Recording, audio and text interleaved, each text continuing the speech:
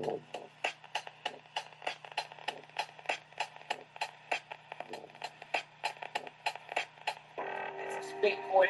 today. Not Bitcoin today. This is Bitcoin today. Not Bitcoin life. Bitcoin today.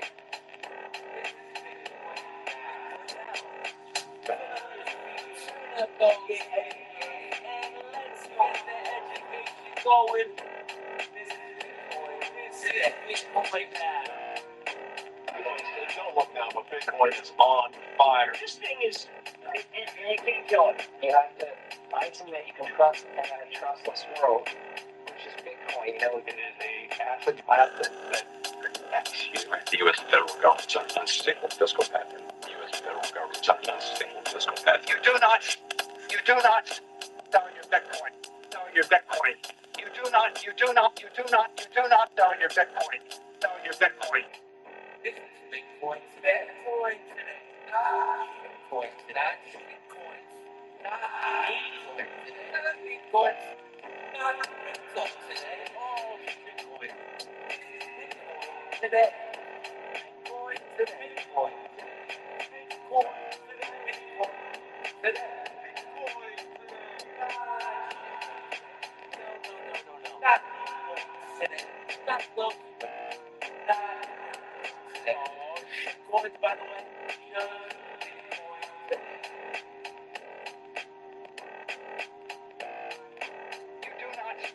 You do not sell your Bitcoin. Sell your Bitcoin. You do not sell your Bitcoin. Sell your Bitcoin.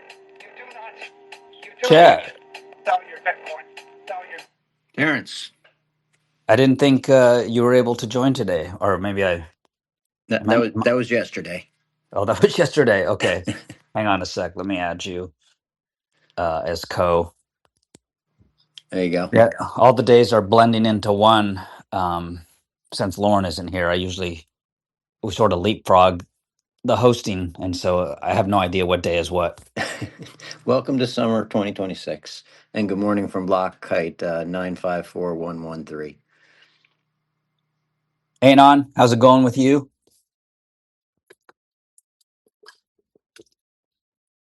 Are you back to that Android delay? Worse than that. For some reason, my internet was cutting out. I'm good. How you guys doing? Good. I invited G Money up because I know he wanted to talk about the new Illinois tax that the governor signed actually into law, if you can believe it. You in Illinois, state of Illinois, there's now a tax. Like not only once you buy your Bitcoin, there's a tax for you to send it to your own wallet or a tax to send it to a custodian, whether you move it or you're keeping it. It's a tax. It sounds like a small tax, but that's how they all start. And so it's the first of 50 states where they basically now just want you to buy it on an exchange and keep it there. That's the only way to avoid that tax. And G Money was in favor of it. He thought a little bit of that would help the state of Illinois since the Bears left and are heading to Indiana. So he is for some taxes, just not income taxes. Just goes to show you that you're not going to be able to vote your way out of this. You're going to have to, at some point, right, come to a conclusion that they are going to do whatever they can to take and exploit you at every angle. So you're going to have to stand up for yourselves. I know it's tough for some of you. Some of you guys chop your own dicks off and stuff, but we got to stand up, and it's not going to be easy for all of us, but there's only one way, and that's soft war, and that is opting out, and that is telling the governor and introducing him to D's nuts. Okay, so, anyways, Well, if you do chop your dick off, G Money, I would think it's very soft war. No. yeah, soft, flaccid. There's nothing there at that point, I guess. So that's definitely not what you want to do. But no, it just goes to show you, like the tyranny is going to centralize across the board, right? The tyrants are going to show themselves, and then the freedom, loving people are gonna, have their societies, right? And so people are going to have to leave. They're going to have to walk out of those jurisdictions.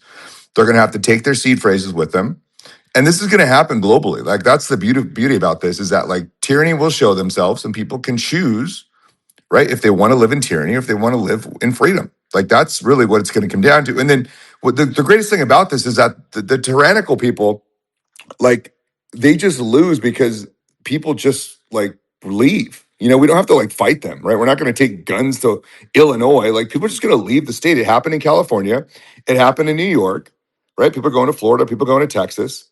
And so that's how governments were supposed to originally compete with each other, right? Like the states were supposed to compete and Bitcoin imposes this new free market. So now, like, only the best governments, quote unquote, right? In the future, they'll probably just become service providers. Like, that's what happens at the end of this. And so, you know, we're in the transition. And the psychotic, tyrannical, pedophile, you know, Zionists are gonna have to, you know, fuck around and find out. G Money woke up and chose freedom. Really weird. I woke up and Um, choose violence every day, digital violence. All right, well, let's come back to the taxes thing. I want to first of all say hello to Tiffany. Tiffany's been gone for numerous days out in Prague, and we haven't gotten an in-person update on how it went over there, how it's been going. I've never been. Everyone says it's absolutely incredible. I did catch a couple of talks, which I really enjoyed. And so since I've been to many conferences with Tiffany, I kind of know what she likes and what she doesn't. So I'm really, really curious, Tiffany, if you're there, give us the lowdown.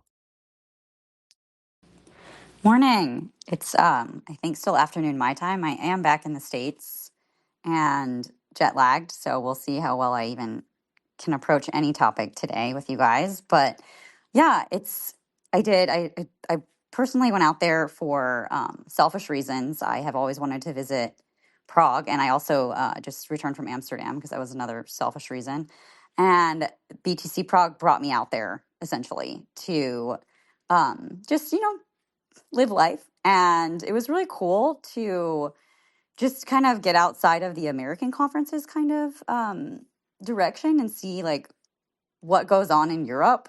Um, so I guess to give a brief rundown, if that's what we want to do right now, like I said, I'm still really jet lagged, but and waking up. But yeah, I'll Well, just maybe I guess start with the just dive highlights. into Yeah. it. Like what were the big takeaways from you? Were there any Yeah, I can do like different? a vibe and I can do like moments and we can get into like a few people I met and all the things. Yeah, just what were the highlights for you? What that you're glad you went there for because you wouldn't have heard this narrative or met this Bitcoiner or what you thought was different? Because looking at photos and videos, it does look very similar to all the big conferences. And it Uh, really is, Terrence, you're not wrong. I didn't know as many people there as I do at the American Bitcoin conferences that I've attended, but they kind of turned out to be a bit of a gift, I think, because I got to see Bitcoin, like the whole Bitcoin world and community through, I guess, more like fresh eyes. And I mean, huge shout out to Joe Bryan because he made sure I was taken care of over there. Incredibly hospitable, even though we weren't even in the UK. So I guess you can imagine how far British hospitality travels, which actually has been really cool to see here too with the World Cup and a lot of commentary that's going on with all of that. We don't need to get into that, but it's just really nice to see like people are great. They're great. They're really great people out there, and the narrative that the media spits out is not true. So it's nice to connect with. It was nice to connect with Joe and have him just be so hospitable and all the Brits there. And I got to meet, I guess I can't remember his account name, but the BTC accountant over there that works with all the Brits and Joe, and he was great.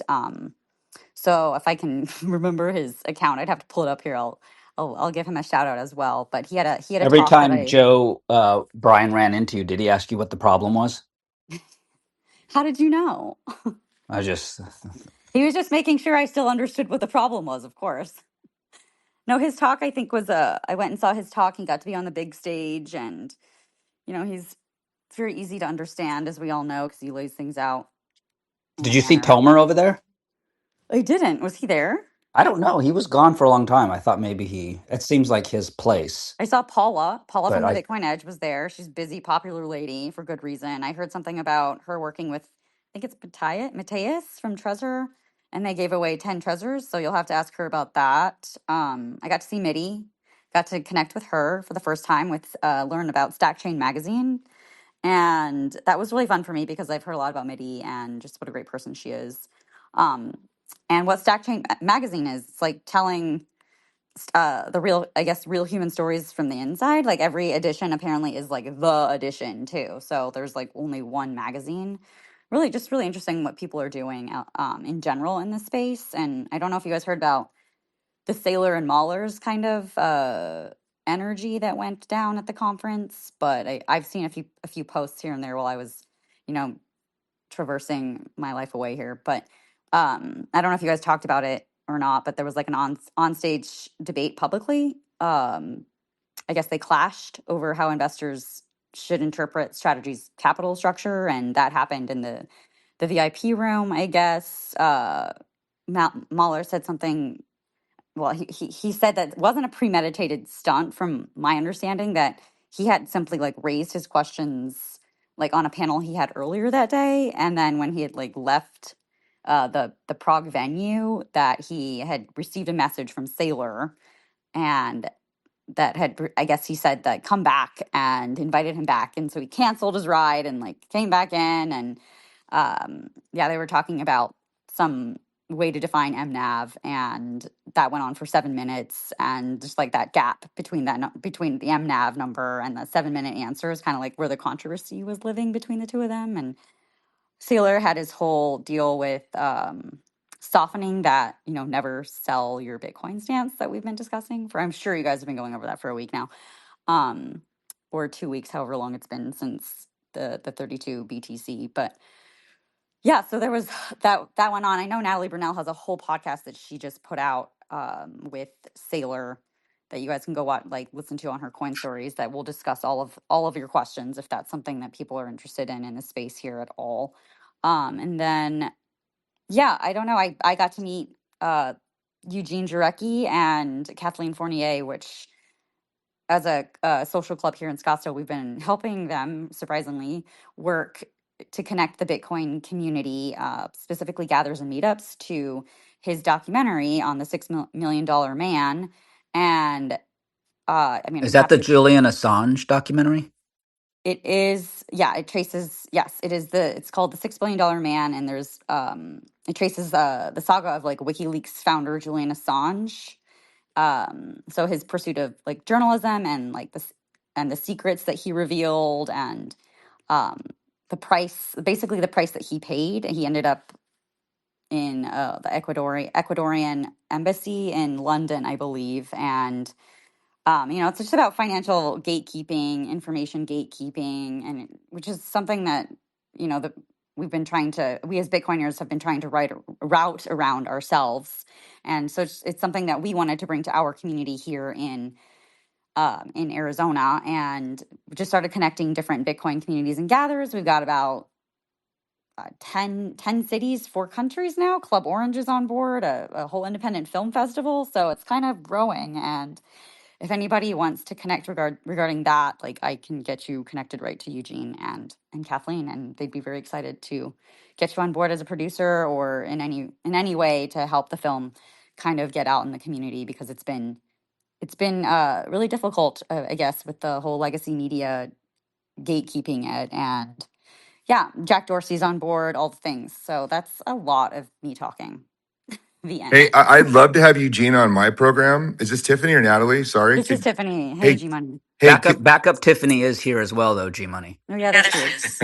if there's any way you could connect me with Eugene, I'd love to have him on my Rumble podcast. I'm a supporter of the film, and I'd love to spread the awareness. P.S. Thank you for bringing that up, G Money.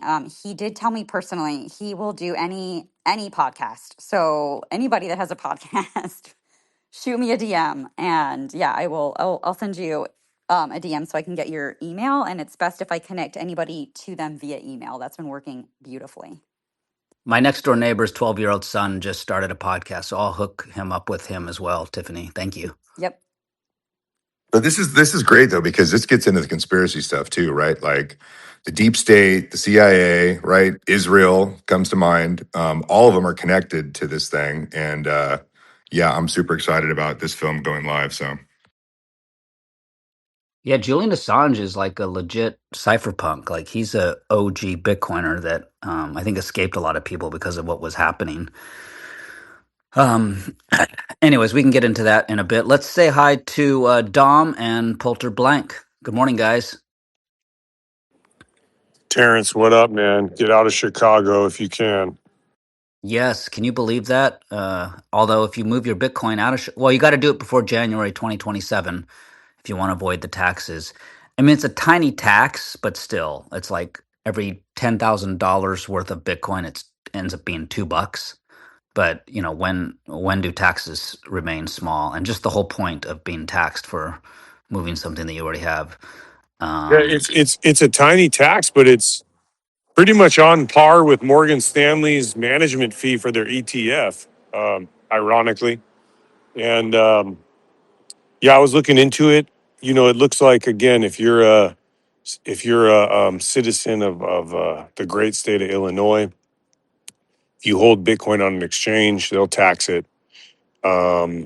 Move Bitcoin, and maybe even the big question mark is collaborative custody. That's the one that's kind of like unknown how they're going to apply the law, because do they look at the law states a company that generates over 100K of gross receipts for Illinois citizens as being eligible for the tax. So ultimately, if they hold a key, are they holding your Bitcoin for you or just giving you a redundant backup? That's going to be the big wild card.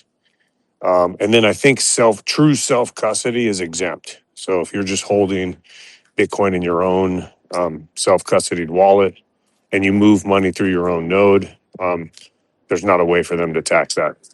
It's not listed. right, but if you move it off of an exchange where most people purchase their Bitcoin and then you move it in self custody, there is a 0.02% charge. You know, uh, just for that transfer into self custody. So Terrence, what's the unless you're status? mining, oh, go ahead. What's the status of non KYC exchanges in the U.S.? Are they illegal? Are they in a gray area? Well, in a sense, I mean, if you're a broker dealer or you're a regulated institution, the IRS is tracking. I mean, if you're non KYC, you mean you're operating in the dark. I mean, I don't think there's not that I know of. There isn't any such thing, at least in the United States, as a legal regulated non KYC. I don't. I think that's sort of like an oxymoron. Well, aren't there like P2P exchanges where you're not really dealing with a centralized? Sure. Yeah. I just wouldn't call those exchanges. Okay. Yes. Okay. Yeah, absolutely. That is one way and one smart way. Um, Here's one thing that's interesting to think about, Terrence. Um, Pritzker is well known for being like the number one Democratic Party yes man. Like if the Democratic Party, a lot of people like, I mean, you guys on the space understand that the Democratic Party is a corporation and they have assets across states, right? Like, and so when they come together and want to do something, Pritzker's like he's a number one guy for like, yep, we'll do it. I'll push it. Or and I don't know who kind of pushed it from the state legislature, but this could be kind of a counter response to the SEC and CFTC basically saying like we're not going to wait for clarity to issue regulatory guidance and move the industry forward. And if the Dem party is as they have been working against clarity, the counter is like, okay, we're not going to wait to tax and you know impact this industry either. It's interesting, and if it is along those lines, it just goes to show that there is potentially a need for some of the components in clarity to prevent this kind of like hodgepodge of like support over here. Because I would expect more blue states to pursue, at least introduce some kind of tax like this in the future. Yeah, and it also brings up the subject, especially with collaborative security models of, ownership and where is Bitcoin? Where are you buying Bitcoin? Like, Bitcoin doesn't see any jurisdiction or border. So, one could argue, where am I really storing my Bitcoin or buying Bitcoin? Bitcoin sits on the time chain, so it's above and supersedes any type of meat space geography. But then is it, where you hold your key and where do you hold your key? And what if the key is just the knowledge of the key? And what happens if you're traveling? And um, so it brings up interesting subjects. I think that's why they're going straight after the companies and the broker dealers, based on where they're registered and where they operate. I mean, I wonder if this is going to affect Strike. I mean, I know Mahler's is in Illinois, in Chicago, but I don't know if Strike, the company, is or not. Have you talked to Joe Carlasari, Dom? No, not on this. I was just talking to him about like Rocky the movie. We're having a debate on like whether it would have been better taking place in Chicago versus Philadelphia. But no, I know Strike. They have some presence in El Salvador, and yeah, it's going to be interesting. I don't know how it impacts them. I think they really, based on my first very amateur hour reading of the the tax. So don't take anything wholesale. Don't make any decisions based on my interpretation. Go read the thing, but they're basing it around whether you live in the state. Um, and so yeah, I don't. I'm sure Stripe. It just because like a company is out of the state that holds your Bitcoin. Like let's just say for example, River. As I read it right now, if you hold Bitcoin on River and live in Illinois, you're going to be taxed. Well, the saying is everything is good for Bitcoin, and if you think about it, it is. So this tax that was already signed into law by the governor doesn't begin until January 2027. So obviously, if you're stuck on an exchange, get it into self custody, and those who seek best practices and the best ways to self custody Bitcoin, should avoid all of this anyway. So it seems like everything always just points to self custody and self sovereignty. Hey, 100%. Pritzker in a way, and they're doing more for self custody than a lot of folks because if you look at the path to Bitcoin becoming peer to peer money, look in history. Like there is no greater, uh, you know, impetus to making people move to self custody than than taxation. And people are not motivated by like conspiracy theories necessarily, right? Like, oh, you need to have your own Bitcoin in self custody because doomsday is going to happen or the banking system is going to collapse. But if you start chipping away at their bottom line, they might look into stuff a little bit more. So, like you said, it's good for self custody, and I think we're going to see something similar in the stablecoin revolution where they start doing stuff. There's only one way to get out of this, debased currency nightmare, or not get out of it, but like, postpone it, and that's taxation. So they'll look for any opportunity they can. Yeah, that makes sense. Tomer, are you really here, or is my phone broken? Oh, I'm really here. I'm back. You're back from Prague? I didn't go to Prague. I went Oh, on good vacation OPSEC. Good OPSEC. with my Yep. wife to Europe. So Mm-hmm. but we weren't in Prague. Mm-hmm. Mm-hmm. Tomer, you made a post about returning to X and all the things you were seeing in Bitcoin space. That was an Any, awesome post. yeah, He any summed it up. Yeah. or is it the same as it ever was? Yeah, I went on vacation for a couple of weeks hoping I'd come back and everything would be settled and everyone getting along, and doesn't seem quite worked out that way, but what can you do? Well, welcome back. Yeah, thanks.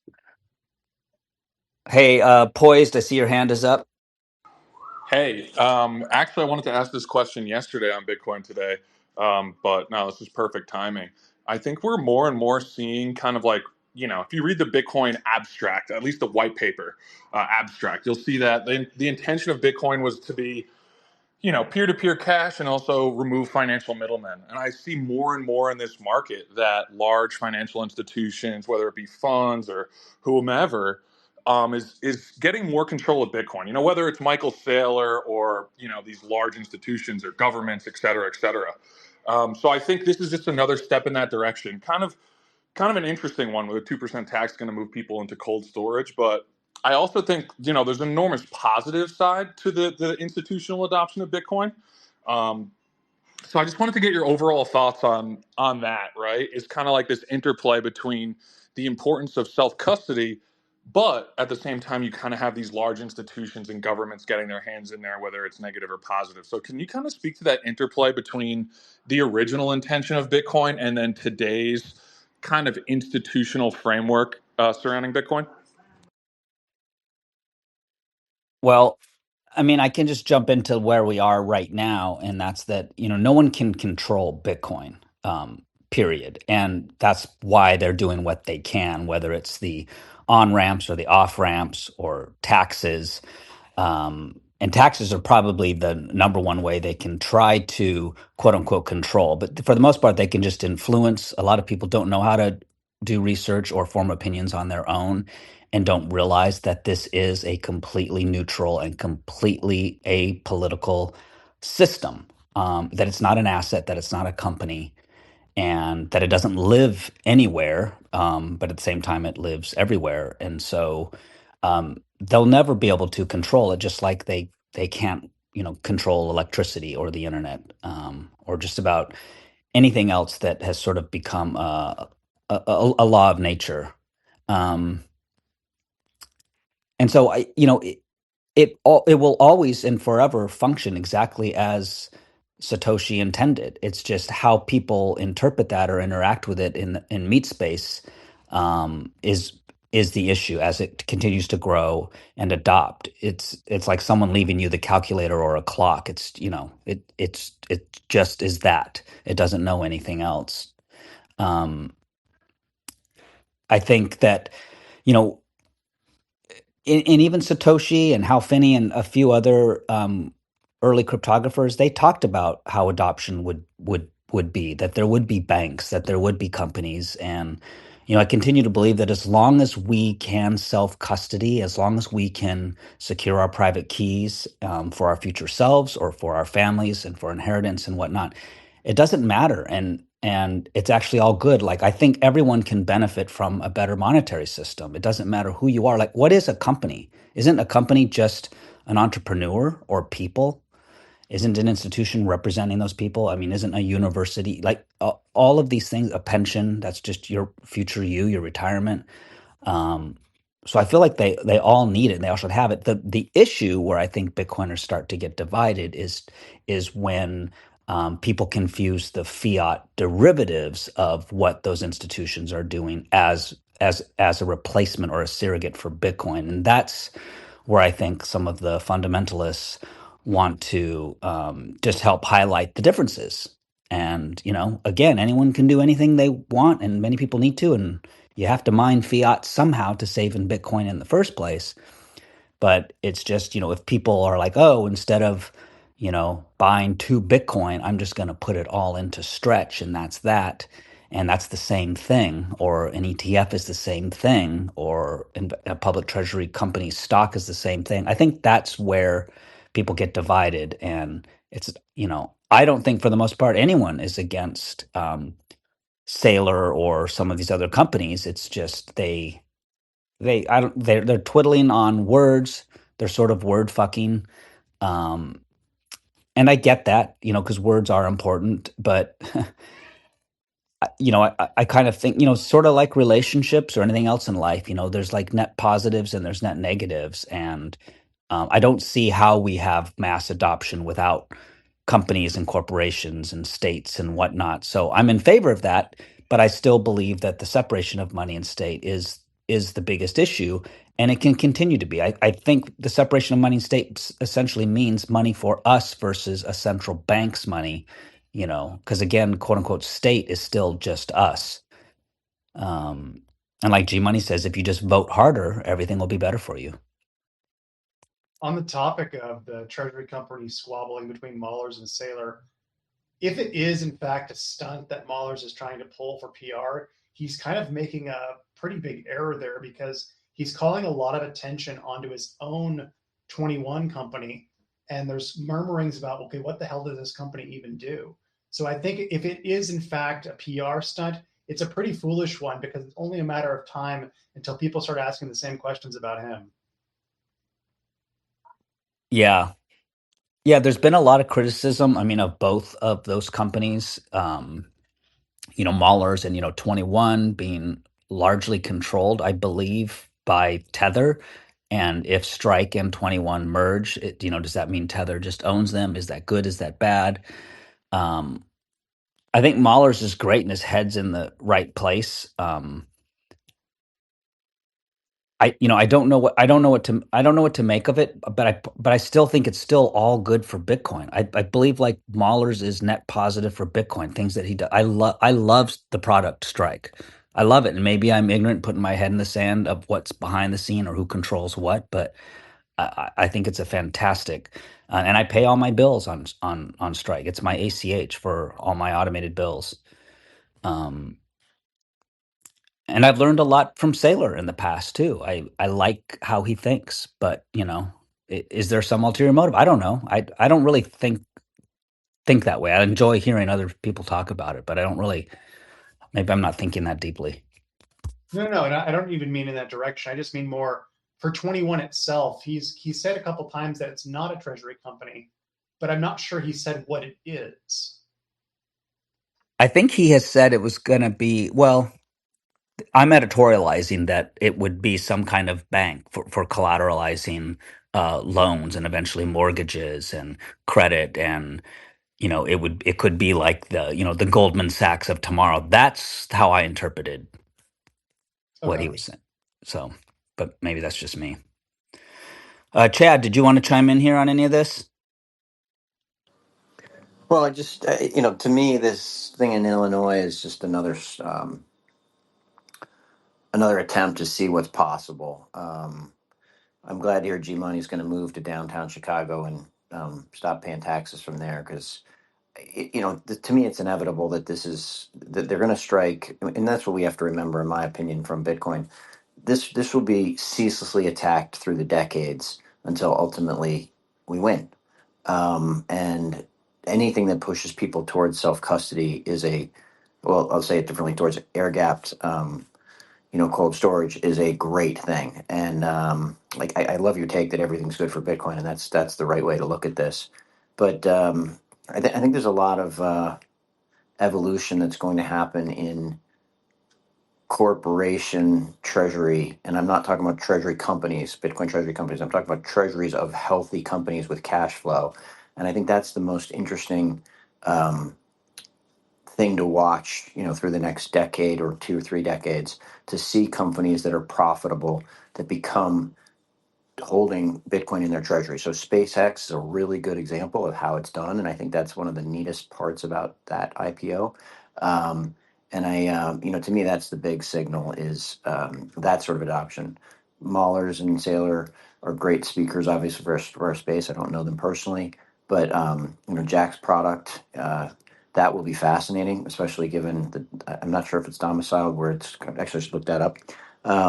I would be really curious from the room, just generally speaking, um, is there anybody here who lives in Chicago and that could sort of give us inside baseball of how this bill came about there and um, what we think they're really attempting to, because like you said, the numbers are small. This just seems like a test case to me, but I'm not there, and I'm just curious if anybody has any inside view of what's happening in Chicago. Is there anybody out there with that? Dom went to Chicago, I think, 4 years ago and watched a baseball game and had a hot dog. So he sounds like a perfect person for us to hear from. Yeah, I guess not. All right, let's say hello to Poulter, and then I want to go back over to Tomer, ask Tomer some questions. Poulter, did you want to say hello? No, hello. Okay. Tomer, if you're still there, I was curious how you think about this stuff. For me, as I was saying a little bit earlier, I love that I took the time to learn about where Bitcoin lives, where it doesn't live, what it is, how to control it, how to know it. And it's like I always smile and sort of smirk and find peace every time there's some law in meat space or someone is fighting something, and because none of it affects me, and it only highlights that I'm learning the right things and following the right procedures. Do you ever think about that stuff, or how just amazing and how well thought out Bitcoin was by the cypherpunks and Satoshi that we get to escape all of this? Yeah, I mean, I see all the back and forth, the arguments, the new terminology, the rationalizations, all that kind of stuff. And I am I'm glad that I got into Bitcoin earlier, not just for price reasons, but for conceptual and comprehension reasons. Because right now, there's very few people talking about Bitcoin's fundamentals and educating about Bitcoin's fundamentals. So if you come to the space, you're being told, should I buy SATA or STRC? And neither of them are Bitcoin. Neither of them are going to actually match Bitcoin's performance up or down. Uh, Neither of them offer any of the political benefits, the freedom-based benefits, and so I think it's a very confusing space to come into right now. And and you were saying that all of this activity is bringing new people in to the space, but just like the crypto craze of 2017, I guess it brings them into the space and doesn't give them a level set understanding of what's actually going on. So, like, I really do encourage people who are new here or who've been here for a while and who are finding a lot of this debate to be confusing and questioning what they should do to step back from that discussion and try to understand what Bitcoin is. Read the white paper slowly. You don't have to take it in. You don't have to understand the whole thing, but you can understand from the first few sentences of the white paper what it does, you know, and uh, and then you can educate yourself in a variety of different ways, including coming up on spaces and asking questions. What what value Bitcoin has, and in terms of its monetary value, but also in terms of its freedom, political value, and then you can start to make decisions for yourself. But I am irritated, I guess is the closest word I can get uh, to, I am irritated by how much of the conversation is about whether or not these things that aren't Bitcoin are good or bad. Like, we should be talking about why Bitcoin is good, and where it's limited and what it's not good for either. Like, we shouldn't be filtering the conversation away from truth. But if you're not talking about the fundamental thing at all, then you don't know what you're giving up when you buy something that isn't the fundamental thing. Yeah, amen. By the way, everyone, Tomer is out of breath. He's busy burying his seed signer right now, somewhere in the Great White North. Well, in Bitcoin, it seems like the trash takes itself out sometimes. Like I'll be the first one to admit that I was using STRC, and it paid my bills for a number of months there, and I was happy with it. But looking at it right now, it's down to 91, right? $9 off its supposed target. So to me, I don't see how much farther it can go down before it starts to unwind. And then the question becomes, how many more of these products follow suit?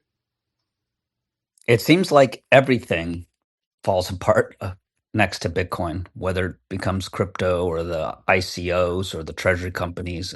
But this is the point that I want to make is none of what happens to STRC affects what's happening at Bitcoin's fundamental level. Like, Bitcoin will still mine a block every 10 minutes on average. It'll be censorship resistant. There will only be 21 million, no matter what happens to STRC. If STRC goes back to 100, if it somehow hits 101, if it goes to 85, if they stop paying the dividend, if they continue paying, like, it has nothing to do with the fundamentals of owning Bitcoin, and that to me is why I find the conversation bothersome, um, because it is such a distraction, especially to new people, from understanding what Bitcoin is. And I don't mind if people who understand what Bitcoin is and then understand what STRC is and how they fund it and this and that and are prepared to take the risk, buy it. But when the entire conversation is about that, it it makes it hard, I think, for people to recognize that there's something huge, much bigger than STRC, much bigger than SATA, and fundamental and civilization changing that they should be learning about. Yeah, that's really the key, Tomer, and that's what I like to help do is just highlight the difference. It's like there's nothing wrong with any of these other things. Just know that there's Bitcoin, and then there's stuff that is not Bitcoin. Let's go to Tiffany backup. Tiffany's backup. I see your Yeah, hands hi up. Terrence, that's me, other Tiffany. Hi all. I just wanted to comment on Tomer's um, Bitcoin fundamentals and how people are looking at Bitcoin, and I just think we have to bring it back to the basics as well, but also not everyone discovers Bitcoin through like hash rates or difficulty adjustments or these conversations around the white paper, monetary theory, and many others discover it like through wanting to save for their children or discover it through just life purposes or hearing it from other people and through thinking about inheritance or the future of education and through family. And I think it's important to take it back to those, I guess, basics and why we all here believe in Bitcoin and what it can be for the future and what those avenues, there's other avenues to be able to reach both Bitcoiners and maybe not yet coiners, because there are a lot of those as well. And I think that it's there's a better place for us to all reside within Bitcoin that's not solely focused on let's all go read the white paper. Like I read it. It's great. You have to eventually read it. But that's not how I came to Bitcoin. So I think Tomer has a really good point. And I just wanted to like bring that up. I do have to jet set off of here in like 2 minutes because I have a fabulous telehealth visit. And there's a fabulous space happening tonight if you want to come join us. My sister and Chad are hosting one on teaching and navigating through a Bitcoin lens for families and if you have kids and if you don't have kids. I mean, everybody has a family, so come join. But I'm after jet set. I just wanted to say hi, everyone, and that's my take. So thanks, Tomer, for that. And I'm always out of breath because I'm pregnant. So thanks, Terrence. Thanks, Natalie. Minor, I see your hand up. Minor mode. Hey guys, how you doing? Yeah, you talking earlier about long-term adoption, and something I'm trying to struggle with. Maybe you can help me out. Is that I try to relate it to like I guess say nuclear energy. Like how many nuclear power plants have been constructed in the U.S. in the past 40 years? I mean, maybe two.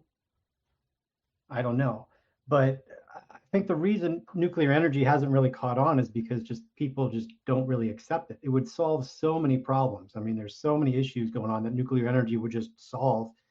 And yet we don't really head in that direction because of just the general population just doesn't seem to want to adopt it for safety reasons or whatever.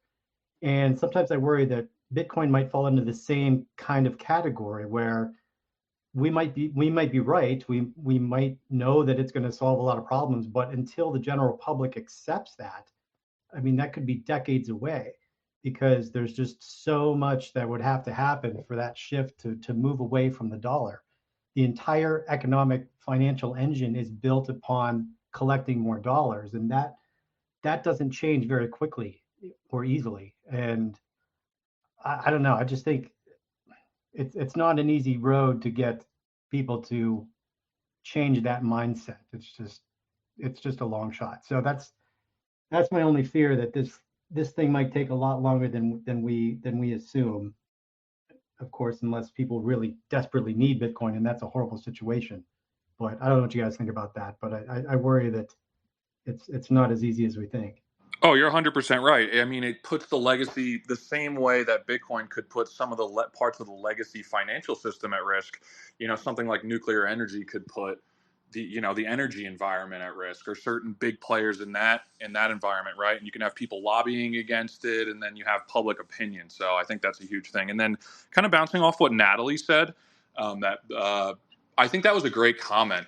Because it really reminds me of the way people look at gold, right? Oh, I'm going to use this for, for inheritance or for my family. It's just like a little bit more of a common person's look, because the way, like, I could rattle off, 100 reasons about why to buy Bitcoin, right? And I honestly, I think because Tomer brought it up, I think I really should. And maybe for a couple people in the crowd, it would really be interesting for them, right? You have 70% of US dollars being printed since 2019. You have privacy rights erosion, taxes on everything, endless wars. You have the pains of fractional reserve banking and what Bitcoin does to fight against that. You have mega corporations that own everything. You have the Fed and the Bank of International Settlements, who control finance. You have elite families who control finance. You have endless printing and inflation, global debt reaching over 300 trillion US dollars. You have the fact that Bitcoin is decentralized and non-sovereign, aka not controlled by any one country. You have the destruction of the US gold standard, monetary, fiscal, and fiduciary negligence. You have coordinated destruction of kind of where the U.S. dollar is via BRICS and other kind of entities like that. I mean, this is just kind of off just like a back of the napkin list. You have regional bank failures, Right. illegal SPVs. So there's so many fundamental reasons to buy Bitcoin. Just to bounce off what Tomer said, and yeah, those things are pretty kind of almost like borderline conspiracy theorist, right? And I think Miner, you made a great comment, and it's like those things are very real. And if people kind of were able to understand them, it would be great. But like, it's But I don't think they will. I mean, we all know that stuff, but for the mass population, they will turn to the government and demand the government fix things. That's just the way everything works. So regardless if we're right or not, I mean, it just doesn't. I don't know. I'm worried that people are stupid, as we talk about, but um, Hey, it's it's let's hear from Surfer Jim, guys. Jim, you want to Hey, chime good in? morning. Good morning. Yeah, absolutely. It's the reason I raised my hand because I wanted to make a point and maybe add a little more optimism into especially new people that are listening. Like, oh my goodness, this equating, adopting Bitcoin like adopting nuclear energy.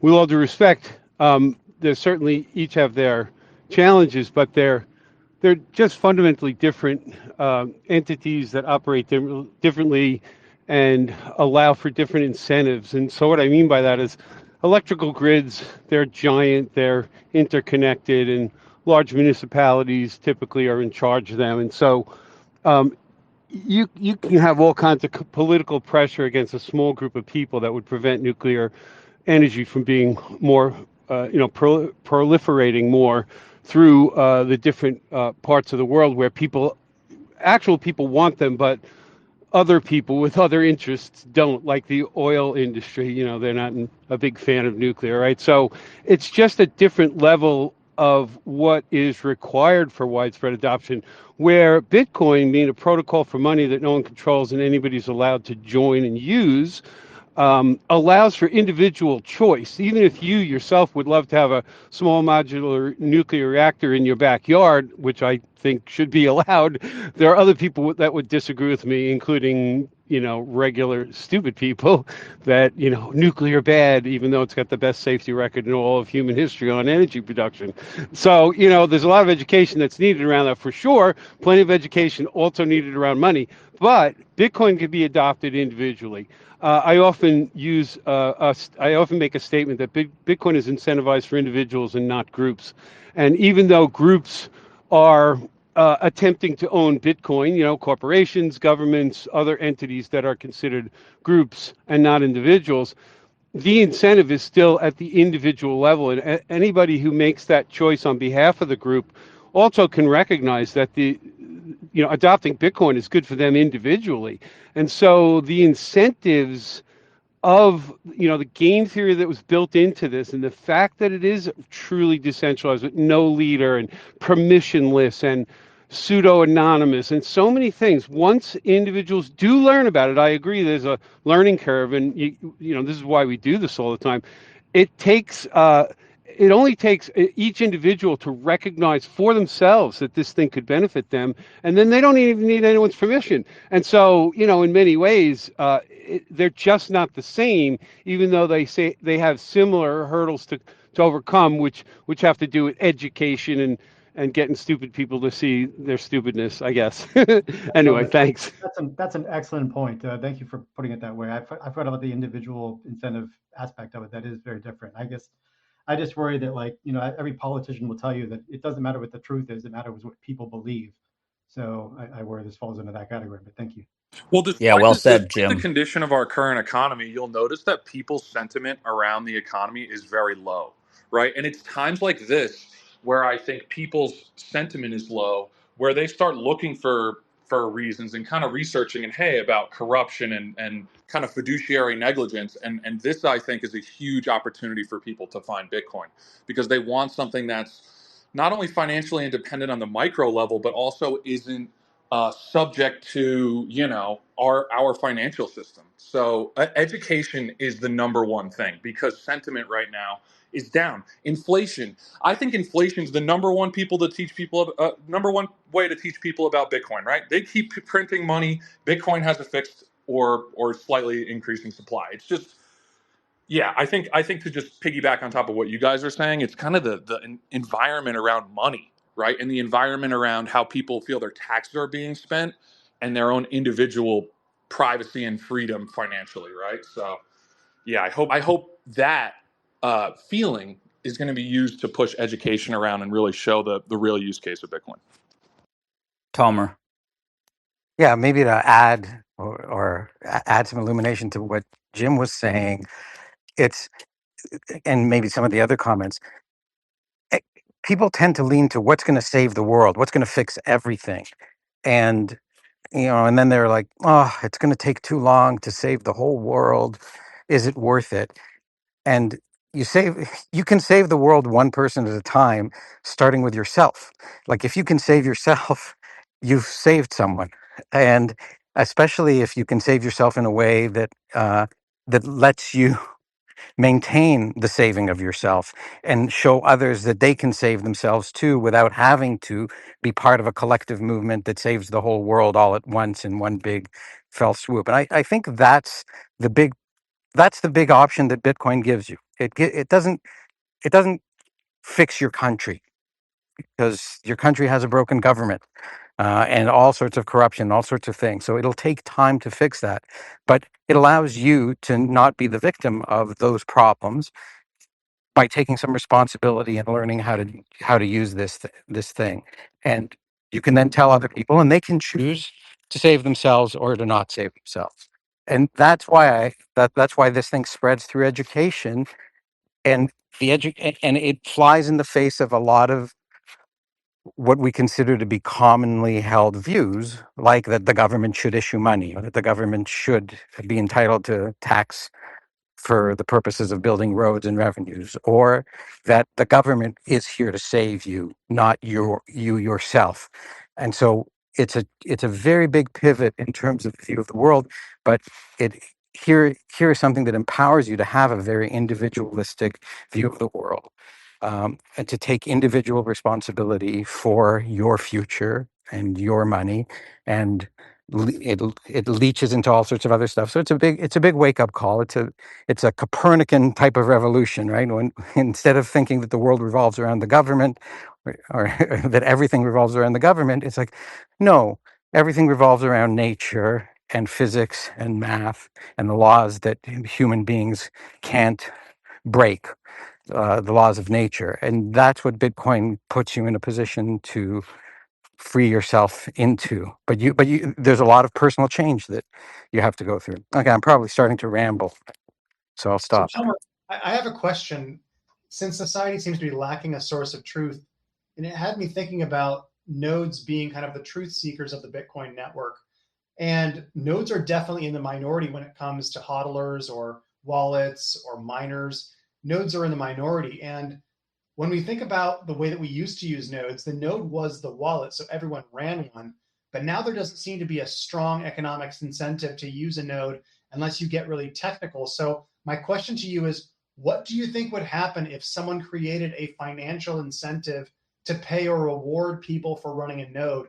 Would there be any negative externalities on the network from that you can see? I think it depends on the implementation. Like, where would the money come from to pay people to run nodes?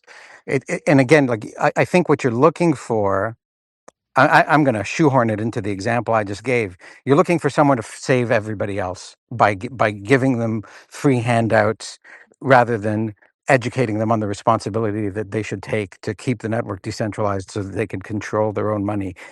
Maybe there's intermediary steps like that end up happening. But for the most part, everyone here should have the incentive to run a node so that they can verify for themselves the truth of Bitcoin, of its balances. That if somebody says they're going to send you some Bitcoin from an address, or that they did, or that they broadcast a transaction to the network, all of these sorts of things, that you can verify it for yourself without trusting somebody else, right? Again, it's like that you as an individual know something for yourself for certain, and it doesn't matter whether other people know it for certain or not. And why should I have to pay you, or why should somebody have to pay somebody else for that somebody else to get to get the benefit? Like, No, I fully Yeah, agree and with that. I think it's What a if little deeper than that too. Wait, let me just add a little point here. Is that like the node is like direct legislature, right? Like you are enforcing the laws, the rules of the society you want to be a part of, right? It's kind of akin to like voting right now, right? You can't get everyone to vote. Everyone's like, "Oh, go vote, right? Save your, save us, go vote." And like you can't pay people to vote. Well, obviously, there's NGOs and Democrats that do that, obviously. But like in the new world, like people get to choose the laws they want enforced through running a node. And if you aren't taking care of your citizenship, your rights to the rules and laws that you want to enforce on everybody else, or to your own degree, like that's why you run a node, right? Because yeah. you believe in Can these can I things. just add to that, G Money? Like, it's right now in society, you rely on the police to enforce the law that was passed by the lawmakers. None of those people are you, right? You're trusting other people to do this stuff. And if the police don't enforce the law, then criminals could take advantage of you. If the legislators pass laws that are harmful to you, you and the police enforce those laws, then you have to suffer the consequences of that. Here, you are enforcing the law, you, by running a node. And it's a law that you opt into, or if you if you choose to run a node, or not if you don't. But that's the distinction here, right? You're taking the responsibility onto yourself, and it's not a hard responsibility if you think about it. It's not like you are policing the streets, running around, finding criminals and shooting them, or fighting them and taking them down. You're just preventing criminals from committing a criminal action without any violence. You're preventing someone from spending coins that they don't have. That's what running a node does. And you're not doing anything. You're plugging a machine into a wall and providing it with electricity, right? Like that's what it comes down to. But it provides you that clarity. And so it is taking control back from entities that we outsourced it to, that we maybe overdid it by a huge margin. Yeah, and this is why we call America or most governments just a proof of stake shitcoin democracy, right? Because we're allowing a small group of people to enforce the rules, right, for the majority of us, but we don't have any say, we don't have any authority, we don't have it. We're handing over our agency constantly to a small group of people, and that's why this is a global governance like program. Like Bitcoin is the new global governance that will eliminate politicians. We won't need them in the future. They'll be replaced by smart contracts, AI, and the Bitcoin network, right? People can just run their own stuff. And so that's why Bitcoin is literally a weapon system. That's why I harp so deeply on the software thesis, is because this all coincides with that. The nodes are the legislators, the I miners fully are the military, and we pay, right, the power projectors to protect our sovereignty in cyberspace. It's beautiful. So I fully agree with what you're saying, G Money. My question was a little more nuanced. Nodes do more than just run the node software, like core knots, whatever it is. It's a server. You can do other things with it as well. So my question wasn't about just paying people to do what they should be doing already with their node. Is there's other things you can do with a node on top of it. So my question wasn't about subsidizing or giving away free money to people to run a node.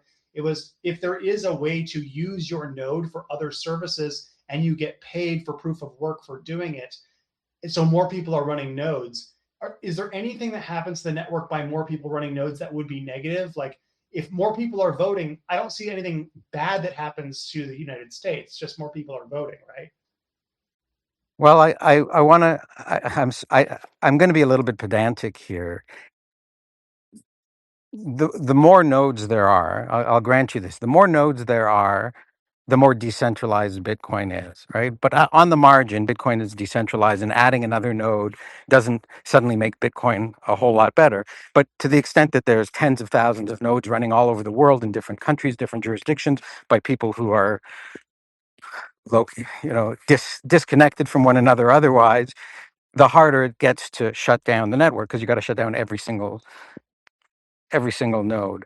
But I'm not sure what other like whether nodes need to provide value to third parties who will pay you.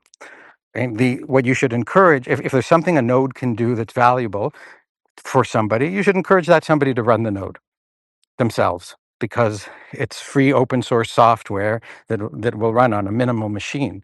So I- and the nodes aren't the ones doing the proof of work, right? They're not the ones doing the mining. Those are today specialized mining equipment machines. So I'm not sure that there is value that you can provide to somebody else by you running a node instead of them. Right?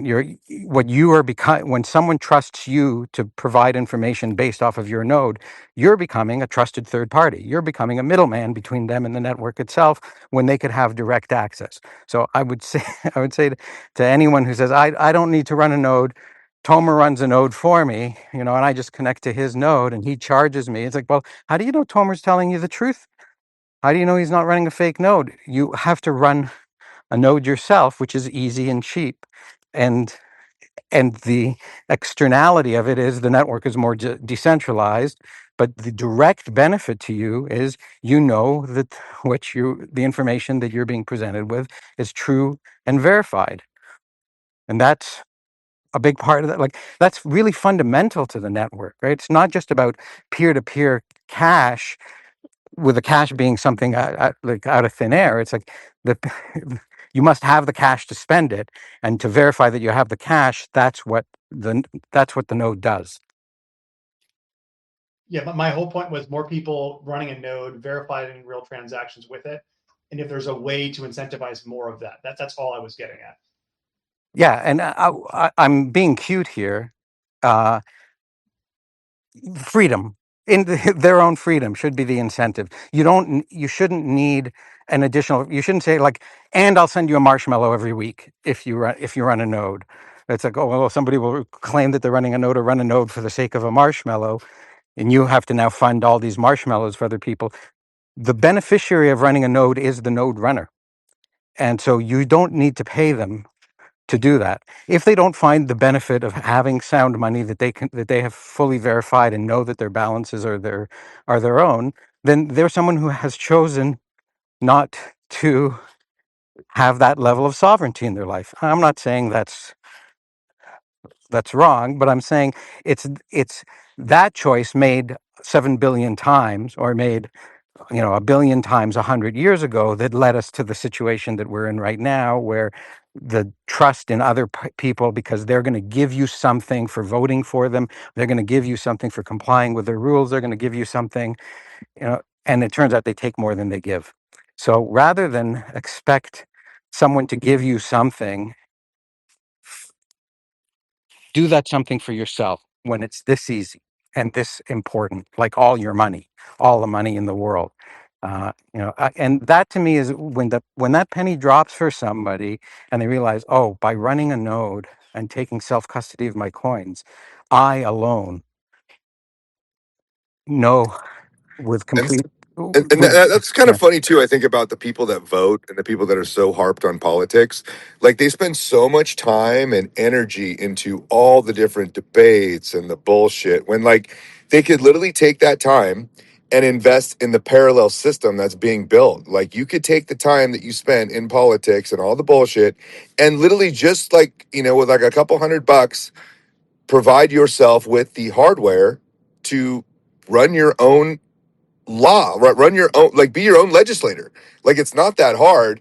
And so it kind of cracks me up because I make fun of the MAGA crowd all the time because all they do is vote and they keep getting rug pulled, and it's kind of funny, right? The MAGA Republicans and the whatever, they're all like just fighting with each other for no reason. And like there's this other immutable system where like the new world will run to where people get to choose, right? Be voluntary associated with the rules that they want to comply with. And so like they could just spend some time and use this new system and just opt out. Like this would go a lot quicker. So, anyways, Yeah, no, I'm with you, and I appreciate the clarification, right? And I'll just bring it back around to the first thing I said, and that's why like this conversation we've been having for the last 20 minutes or so is the kind of conversation that I think is really important to have. It's not should is it better to own MSTR or SATA or STRC or like none of those things are giving you any of the benefits we just discussed. You can't verify them with a node. They don't have a node you can run.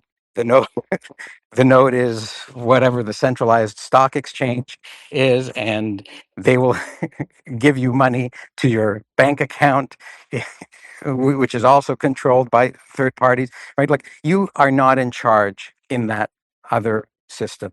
You are you are a client of that system, not a server, right? You are a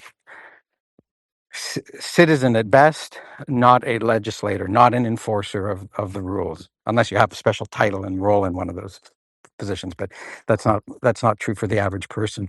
So here's your chance to promote yourself to legislate, to law enforcer and executive, and you can take it. And it doesn't mean you have power over other people, because if you have power over other people, then maybe someone else has power over you. This is about independence and freedom for the individual. And so you take the power for yourself, and you have it for yourself, not to have power over anybody else, to have freedom with other people that you can interact with on the basis of mutual agreement. And if there's no mutual agreement, that's fine. You leave each other in peace and you go your own way. That's what Bitcoin is built to do, to allow. It- So That's no really no important. no. All right, greetings, house. Greetings, But I house. wanted to ask. Sorry, go ahead. Sir, can I speak? Please go ahead. Okay, thank you so much. And I want to appreciate you guys. You guys are doing a very wonderful job. I stumbled across this space yesterday. I am fondly called the Crypto Prophets, and I really fell in love with this space. I would love this forum to reach out to the continent of Africa because I took my time to make research on the Bitcoin today, and I saw it's an educative forum.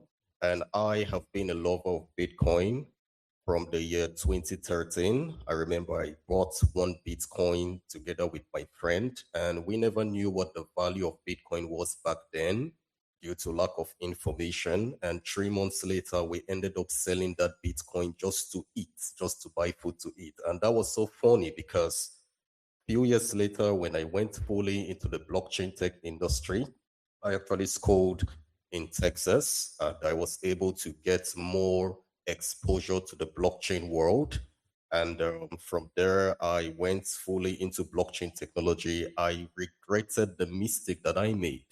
So I decided to go back to where I come from, which is the continent of Africa, to educate people about blockchain technology and focus on Bitcoin. And ever since then, I've been a Bitcoin analyst. I've called major tops and bottoms for the markets, and the knowledge of Bitcoin has been spreaded around the continent of Africa through me. And I would love the Bitcoin Today forum to be widely known in the continent of Africa because I've been looking for a forum where people can express themselves, where people can get to learn more about Bitcoin, a forum as experienced as this. And I made my research. I saw that the African representatives are not really reachable. So I would appeal to Terence Michael if there is anything that can be done for this particular forum to come fully into the continent of Africa as we partner together so the knowledge of Bitcoin can be more spreaded and a lot of people would come in to know that Bitcoin has the solution to a lot of financial situations and a lot of financial problems, and also the ability to liberate many out of poverty. Because Bitcoin indeed has changed my life. For the number of years I've been with Bitcoin, I've been analyzing Bitcoin, I've been trading Bitcoin. I see Bitcoin as part of me, and this is why I'm called the crypto prophet. So I truly appreciate you guys. I've seen what you guys are doing, even in Australia. You guys are doing great. A lot of people are being blessed. A lot of lives have been impacted through this forum. And I would love the same to be replicated in the continent of Africa. So this is my appeal. Thank you. Yeah, Hey, thank you. if I understood you correctly, Crypto Prophet, this is an open forum. This is just sort of like a daily coffee shop, and anyone throughout the world can join us if the time, meets when they're awake. The space is also recorded, and anyone can listen to it, and it gets pushed out to Spotify. But we welcome all kinds of speakers here, and we always want different ideas. And whatever the topics are of the day, you can, if you've been listening, you know what the topics are pretty much of today. We welcome new voices, and so yeah, if you want to invite people to this, but we're not the only space, and there's lots of great podcasts, there's lots of great books, but lots of great people, like Tomer and Jim and whatnot, that will pop in here even if you don't see them every day. So if through your network you want to invite people over, please have them join. So Terrence, I don't want to get wrapped around the axle. I just wanted to push back one little piece on what Tomer was saying. So Tomer, I agree with you fully on the base layer and the motivations on why you should be running a node. But we also have layer 2 like Lightning and layer 3 like Nostr, and there's incentives there for people to do it, right? So to run LND, you first have to have the prerequisite of running the base layer, no question. But when you're sending and receiving transactions on Lightning, you're compensated as the node for doing that, right? You make little fees. So there is an added incentive there to run the node. And as we get more layer 2s and more layer 3s as the network grows, do you see there's any negative externality of that happening where the layer 2s and layer 3s are compensating the node? That's what I'm trying to get at. I see. I'm sorry to be cute. Like, I run a Lightning node, but not because I collect 12 sats a day or something from routing other people's transactions, but because it makes it cheaper, faster, and more private for me to use Bitcoin. And I remember I think this is like when Lightning first came out and LND was out, there were like some Telegram groups. I can't remember the exact name of them, but people were showing each other how to run Lightning nodes with that allegation that there's an incentive, like you can earn yield on your Bitcoin because you're making routing fees, and that's a way to make money. And I found that to be not the right incentive, because it's very, very hard to make any material amount of money. I maybe make a cent every couple of days as a result, and it obviously costs me more in electricity to run a node than a cent every couple of days, although probably not much more. But it's not going to change my life that I can buy a gumball once every couple of months uh, with this. But it is very valuable that I can self custodially, self verifiably have access to Bitcoin that I can send instantly for negligible fees, because I earn negligible fees. I also pay negligible fees, and privately, where nobody except me and the recipient know what's going on. So again, the benefit of running this is for oneself. And if you use Lightning but you rely on a third party, it's not the end of the world, but you're trusting them. If you don't actually have the Lightning on a node, but you have it on one of these other wallets, there's a rug pull risk, right? That wallet provider can disappear, can be forced to stop routing transactions, can refuse to redeem your funds, might charge a very high fee to take your funds on chain. So again, who's the beneficiary of you running this? It's you. And who's the beneficiary of someone else running the node? It's someone else at your expense, because you're paying them to do this. So my encouragement continues to be on all of these things. Be as self-sovereign as you can be. It's a little trickier. It's another thing. It's one thing to run a node. You start up Bitcoin Core or Bitcoin Knots and you wait. That's all you have to do to run a node. Right? Um, uh, to run a Lightning node is a little bit more involved, but it's not rocket science, and it's worthwhile if you're going to be transacting in Bitcoin and you want speed, cost, and privacy benefits. So I think that there's a framing here that I'm trying to make you pivot into, rather than the framing of other people, we're doing this for the sake of the community, we're doing it for the sake of this. It's like, it's okay to do things for your own sake. That way you don't have to ask other people to do things for your sake. Everything you've done for yourself is something that now doesn't become a burden on others to do for you. And that's a really good civilization, where everybody is not a burden on everybody else. And to the extent that some people are really unfortunate and need charity, people are able to provide it, rather than at the point of a gun through some alleged tax, through some corrupt politician, out of their own kindness, because they're actually, and out of their own generosity, because they're well to do, because they haven't been taxed to death or exploited through someone else who has power over them. Let's go to Tiffany. Cool. Thanks, Chad. Yeah. So I was just thinking about with everything that Tomer's been saying over the past 15 minutes, and then I have a question for Crypto Profit if he's still up here. Yeah, this is making me think of what is called the bystander effect. And I don't know if anybody's heard of it, but it's a social psychology phenomenon where individuals are less likely to offer help in an emergency situation when others are present. And like the more witnesses there are, the less personal responsibility any single person feels. And everyone just assumes that someone else is going to step in, but rarely, so often, like nobody does. So thinking, in our cases, the Bitcoin community does, like someone else will fix the money, right? Like we're not thinking that way. We're thinking we need to fix the money. So that's the world that we've been living in. Someone else like will fix this, and then we found Bitcoin, so here's our chance, right? We can take responsibility and not be a bystander. Just kind of made me think of the bystander effect within psychology. And I think someone's going to jump up to speak, but I do have a question for Crypto Profit after someone speaks. And before we get too far afield from this, Poised and Minor, I just went to reach out to you guys, and Minor, until we're DMable, I can't. But I want to come back real quickly to what you were talking about how this all comes down to inflation.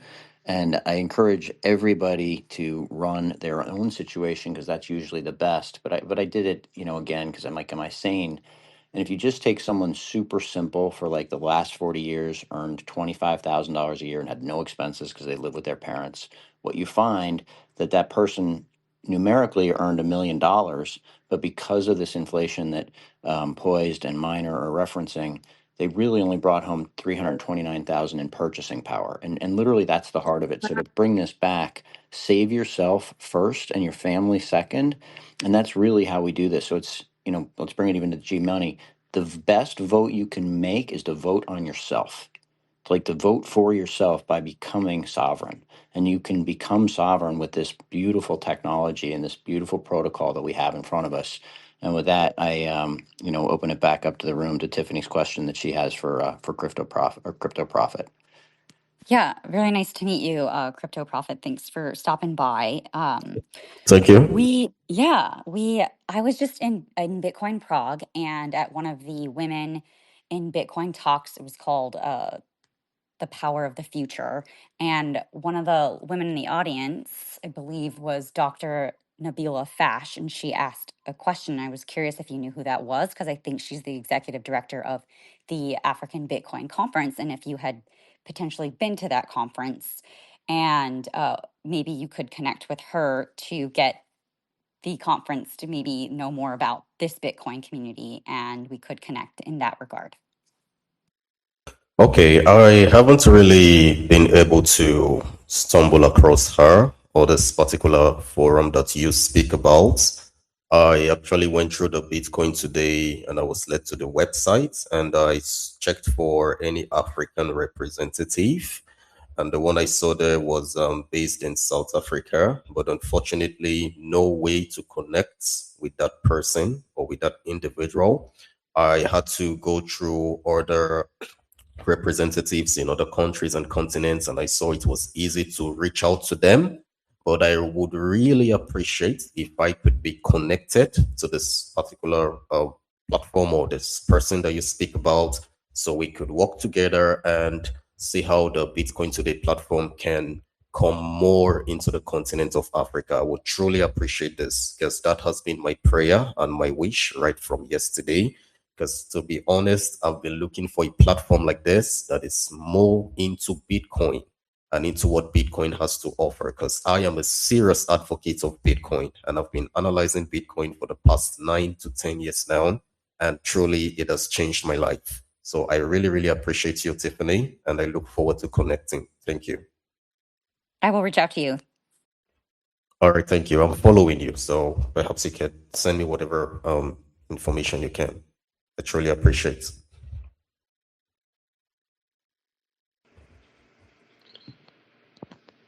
Is it okay if I say something?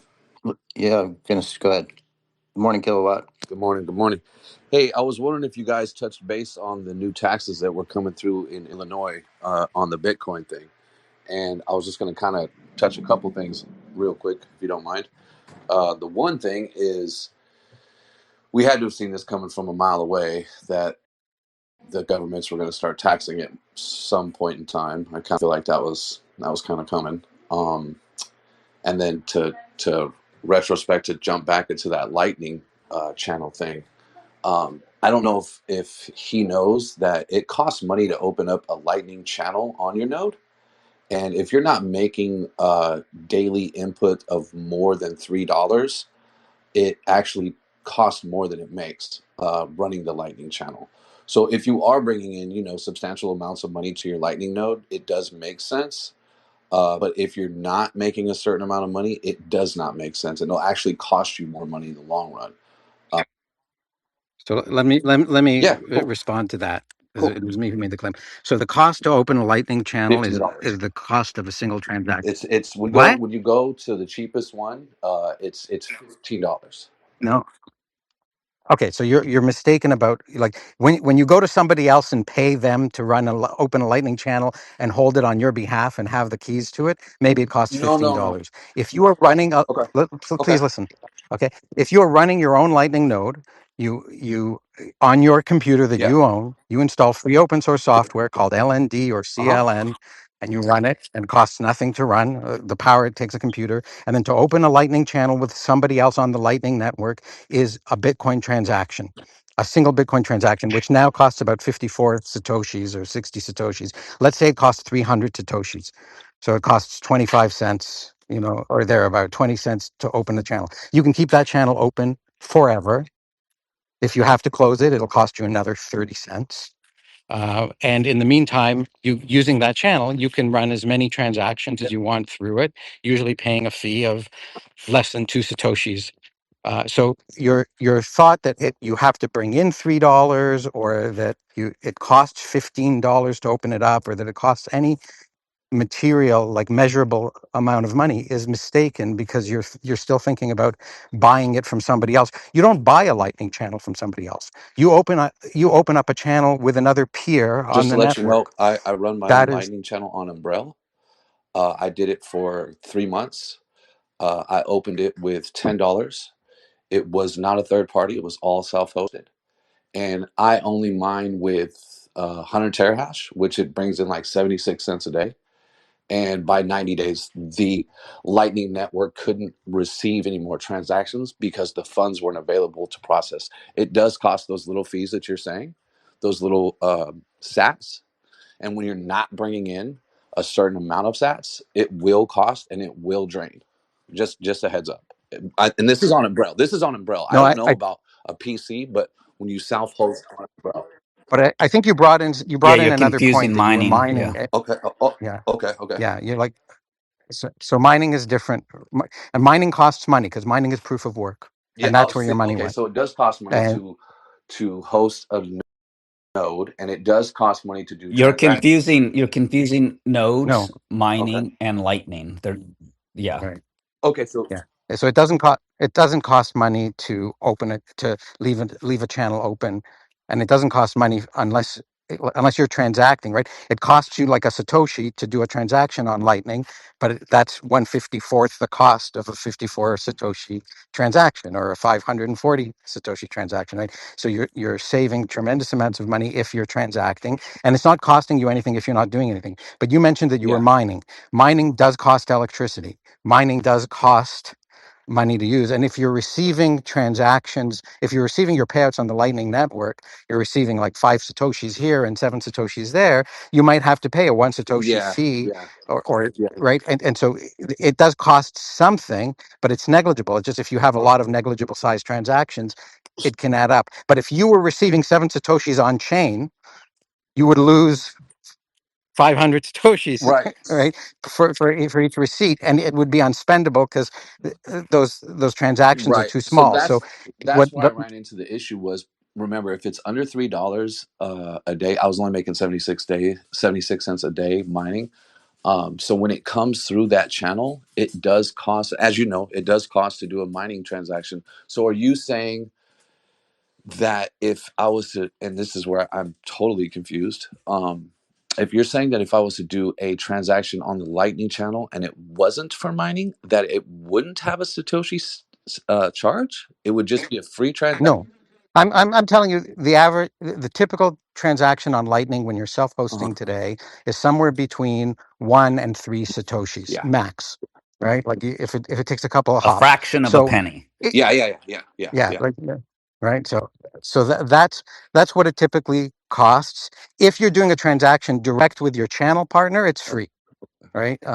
So there's no cost to that, and so like if you were uh, mining on Ocean, I presume something to that effect, and you had your channel open with Ocean, and I don't do this, so I don't know exactly how it works, and they were sending you Lightning transactions on on the Yeah. liquid Yeah. You're nailing on it. It's exactly how it works. okay, so so your problem in terms of what cost, and you have your own mining equipment, is that the case, or you're No, renting no, out the everything I do mining? is solar. So the electricity is negligible as far as that goes. Yeah, I was just, and thank you for explaining this and to me. I was just tripping out that I spent $15 to open up a channel, and within 90 days, because of how small my transactions were, it took all of my Lightning fees. It took all my fees. something sounds something sounds really wrong about what you're describing. So I don't know that I can troubleshoot it here for you. But first of all, when you say it costs $15, and you mean you put $15 into the channel. On Lightning, when you stake money into a channel to provide liquidity for the network, you're raising it from layer one to layer two. You don't pay. It's not your payment. That money is Right. still It's yours. like It's still opening a owed to bank. you. I opened a bank per se, right? Yeah. So it doesn't cost you $1,000 to put $1,000 in the bank, Right. right? You have $1,000 in the bank, and so you put $1,000 into a Lightning channel, which you still have full 100% self-custodial control of. Now you're saying that that balance diminished over time rather than accumulated over time as you were receiving That's correct. transactions, and that's the part that strikes me as curious. I mean, if you Yeah, want to yeah, DM hundred me a percent. No, look, screenshot I'm not. of the ledger of your wallet, because like if someone's sending you 7 Satoshis and it's costing you 1 Satoshi, you should still, even if it's as small a payout as 75 cents, which is like 1,000 Satoshis now or so or something like that. You should still be accumulating money in That's in what I your thought. That's in your what I thought. node.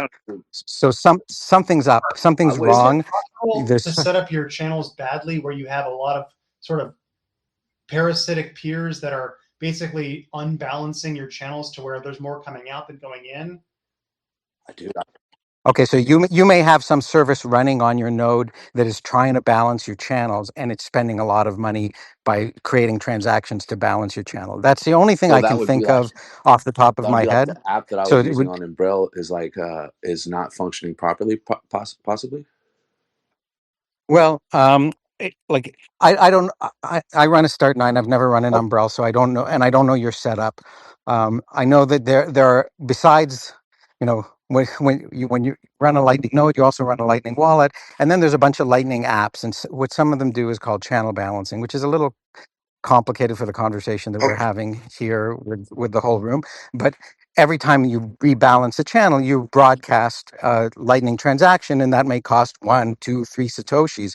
If you've got some app that's running, that's doing that 70 times a day, well, then, you're going to get 70 to 210 Satoshis of fees a day if it's happening with that frequency, although that strikes me Weird. as not something that would happen. So I am like, I'm a little bit flummoxed or confused Well, as to why you would have seen your balance drain from your Lightning channel. I've run hundreds of Lightning channels. I still run over 40 of them right now. None of them have, and they route transactions for other people all the time. None of them have ever had a Satoshi disappear from them for me routing transactions or leaving the thing alone. So I don't really understand how it is that you lost your I'm Let's gonna $15. I'm gonna let's follow. incorporate Surfer Yeah, Jim a kilowatt. Yeah, and thanks, Tomer. People don't know this, but Tomer's Strolight. That's where lightning comes from. Strolight. that's dope. Thanks, man. I Jim. appreciate it. Yeah, yeah. Good one.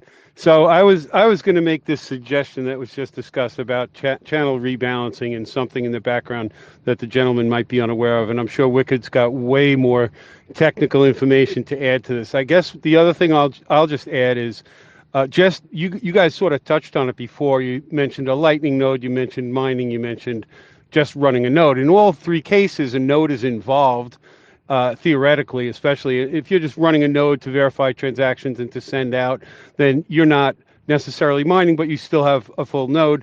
If you're in order to run a Lightning channel, you do also need a full node, and if you're going to be an actual miner, not just a hasher, you also need a full node. So in all cases, you need a full node. It's just what else is your node doing beyond just verifying transactions and keeping up with the state of the network? Thanks. Wicked. Did you want to jump Wicked. in? Yeah. Yeah. Hey, so I mean, one thing which we probably hope is not happening is your Umbrel is compromised. I mean, these systems aren't. I don't know. I mean, they're they're Umbrels, so you probably don't want to have that much money stored on them in a Lightning channel, right? I mean, it's obviously you don't have your on-chain keys, hopefully, on your Umbrel. But you can't really disassociate your Lightning keys from your Umbrel if you're running a Lightning node on it. And so if it's been compromised, someone might be draining your Lightning balance. So that's one thing. Hopefully that's not the case. There also might be services you're paying for unknowingly, right? Like subscription services on your Lightning. So if you're using some sort of like app that is automatically, charging your Lightning node, it might just be withdrawing. And then the other thing is sometimes rebalances aren't purely on Lightning. Sometimes you might be doing like on-chain swaps. I don't know if that's done automatically through any of these apps, but that could also ring up some charges. One thing I was going to bring up, I don't know if anyone brought it up yet, but more recently with some of these swap providers like Bolts and Sideswap and whatnot, there's a couple of them out there now. It's much, much easier to rebalance Lightning if you're doing it from Liquid. So I've completely moved all of my Lightning node balance management through Liquid swaps. And the reason why it's easier is because Liquid, so Liquid's a side chain. It has faster block times, so things confirm a lot faster. It has cheaper, I guess you would say, on-chain fees. Right now, base layer is super cheap, but Liquid is typically cheaper whenever there's congestion. And then the swap service now, like it's basically a race to zero, and most of them are like 0.1% fee to swap. And so a lot of the times rebalancing channels through a Liquid swap ends up being cheaper than any of the other options, right? So I've been doing that, which is pretty nice. And you can do that both ways, right? If all of your, like if you have a bunch of inbound liquidity, meaning you can accept payments, but you don't have any Bitcoin on Lightning to spend, but you want Bitcoin on Lightning to spend. In other words, you want more outbound balance. Then what you do is you create a Lightning invoice, okay, and you just pay it from one of these liquid enabled apps like Bull or like Aqua, and it will do the swap on your behalf and basically top up your Lightning balance. And then likewise, if you have too much sats on Lightning, like let's say you've been selling merchandise and you're receiving Lightning payments, or I don't know, you get a bunch of tips in Lightning or something, and you want to bring some of that Bitcoin out, you can do it the other way, right? You can go on your Aqua or your Bull app, create a Lightning invoice, and then pay it from your Lightning node, and it will automatically swap it into liquid Bitcoin on your behalf with the 0.1% fee. And so it ends up being like super cheap to manage um, in terms of liquidity and whatever, and it's pretty quick and dialed in now. So just thought I'd bring that up. And as a result, I literally up until like yesterday, I made my first on-chain transaction in like over a year. I've basically been completely off-chain for like months and months and months, because I just do everything on Liquid and Lightning now, which is kind of crazy. It's also cheap, right? And like it's a better UX, and as long as it's not like a huge amount that you wouldn't feel comfortable storing on these side chains or on Lightning directly. Um, yeah, I'd say it's probably just a better overall UX and experience. And so only for really large amounts, you want to have, kind of the least amount of trust or the most amount of security, you would bring on chain, but everything else you could probably just keep on higher layers or side chains at this point. Poised. I just want to bring it back for kind of some of the people who don't have as technical of an understanding, because this conversation has been fascinating, but definitely a lot of it is over my head, right? But what it does is, as just an average Bitcoin holder, it makes me trust that there is self incentivized individuals, whether it's privacy or some kind of sovereignty, who want to secure this ledger, right? And as a holder, I'm never going to hold a ledger, or I'm never going to hold a node. You know why? Because I know there's so many people who are so confident to do this, who are willing to sit here for 30 minutes and troubleshoot $10, right? I trust that more than any government. Um, I trust that more than any government or any other centralized entity. We might not always be here for you, Poised, Jeez, right? We no, might, this is we incredible. Bitcoin may moon and we move on, and and you say, oh, you know what? Instead of listening to these guys and learning from them so that I could take responsibility for myself and own my own control, I expected that they'd be around willing to help me for free forever. And you may be right, but why take that chance if you're actually putting a whole lot, like, it really is negligible, the effort to run a node, and you will learn so much. And a big part of, it's kind of like saying, I don't really need to learn to walk because there's people who will push me around in a wheelchair if I say I can't walk. Well, maybe they won't, and maybe you'll get some benefits from learning to walk yourself that you didn't anticipate would come from being pushed around in a wheelchair. So I just want to encourage you to think about your own independence, and try it out at least. And if you say, okay, this independence thing isn't for me, I'm okay to trust others. I'm not going to trust I'm not going to trust politicians and liars, but I'm going to trust Bitcoiners enough. I just warn you, like, at the end of the day, if you're trusting some Bitcoiner, he or she may not be someone that's trustworthy. There's no guarantee that someone running a node is trustworthy. That's why you want to run your own node, so that you don't have to trust anybody else. So I'm going to continue to push back on these sorts of things. It's not to say that Wicked isn't trustworthy, but he might not want to help you out with every single thing. We're here during this education phase to try to help out, to encourage people to learn so that they can teach, rather than to just be perpetual free service providers to I other will people. hold your I 12 words understand. for you, though, Poised. You can trust me. Yeah, so that's exactly the kind of thing if you don't know what's going on, someone says, trust me, let me hold on to your 24 words for you, or let me just log into your computer and I'll help you resolve this problem, and your money is gone. So it's worth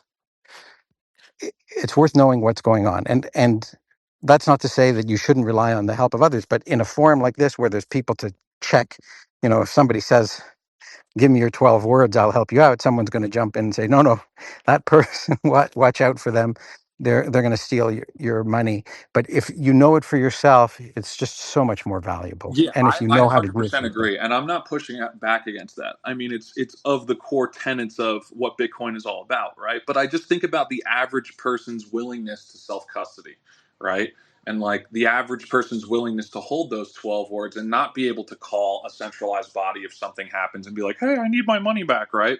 So, I think there is ways to benefit the ecosystem, of course, without doing that, right? Whether it's what we're doing We what have we're to doing work to right now. change. Right. We have to work to change what we mean by the average person, because the average person didn't always depend on government to take care of them. They all didn't always depend on banks. Like throughout history, the average person had to fend for their for themselves. They didn't have a benefactor government with socialism embedded in its ethos and things like that. And so it doesn't. The average person can be far different than what the average person is today as a result of their upbringing. And only by taking actions that will change them will the average person become different. But you don't have to worry about the average person. You have to worry about you as a person and what you can do for yourself. If you're judging yourself by the standard of other people, then you're not judging yourself by the standard of you versus reality. It's a relativistic, second-handed judgment. And I'm urging you to take self-sovereignty seriously. Tomer, I'm 100% agreeing with you that we should all take personal responsibility, but I'm also somewhat black-pilled on, when population growth follows a normal distribution, how many of those are going to be turbo normies that want you to literally wipe their ass for them? And I don't feel very hopeful about that with adoption in Bitcoin, that there's going to be a mass exodus out of that mindset into the self-custodial mindset. Some of us, and the maximum amount of us that can do that, should do that, but I don't know if it will be everyone, right? And I'm not saying it'll be everyone, right? I'm just saying you can't. It's not your responsibility to save the whole world. It is your responsibility to save yourself. So, and Bitcoin gives you the chance to save yourself. So save yourself, How and hopefully, lots of other how people will do. soon before our agents are capable enough to manage our self custody for those of us who do want the robots to wipe our asses also? Surfer Jim. Could be pretty soon. I mean, what if self Uh, custody isn't really necessary to learn from the average person?